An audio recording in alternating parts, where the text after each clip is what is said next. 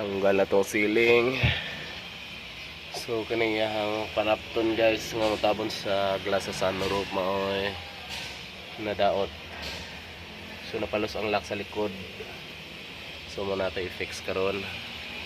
So full out ato ang ceiling, mo na itsura niya. Ano itsura niya guys. Sunroof. Tanggal yung ceiling ani ron. So ano yung pyesa.